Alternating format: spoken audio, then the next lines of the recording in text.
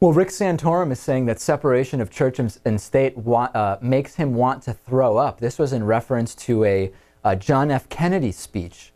Let me play this for you. It's a bizarre clip, and it's actually making me a little queasy. Nor imposed by the nation upon him as a condition to holding that office. I do not speak for my church on public matters, and the church does not speak for me. The original line that you didn't play, that President Kennedy said is, quote, "I believe in an America where the separation of church and state is absolute."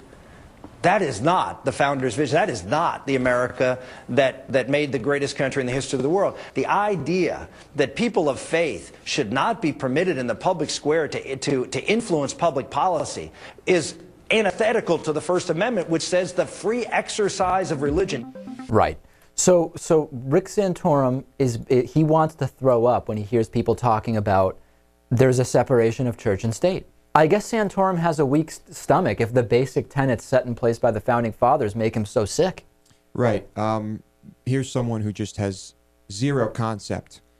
clearly zero concept of what the Founding Fathers have had in mind, but yet he's somehow brainwashing people into thinking that the Founding Fathers had his views and just didn't really know how to word it when making the Constitution. Exactly, he knows. What do you think it would take for the DNC to have a mandated CAT scan done of Rick Santorum? Could that be possible?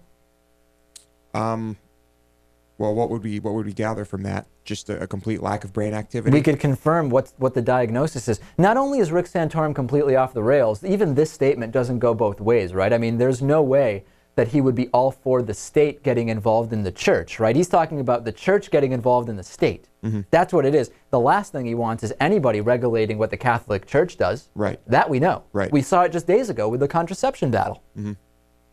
Might as well turn the Pentagon into a church and put a big cross on top of the White House. The reality is that statement really should disqualify him and the GO from being a presidential candidate. The Republican Party should refuse to allow him to participate in the primary process because he is basically saying his goal is to get himself in a position where he can turn the country into a theocracy, a Christian version of the Sharia law he claims to oppose, based on not even the Christian Bible, Lewis, but on his personal and sexually obsessed, deviant interpretation of the Bible, which, as we know, is very disturbing. And something about the story is making me feel a little sick myself. Something about this arrogant religiosity is making me a little queasy.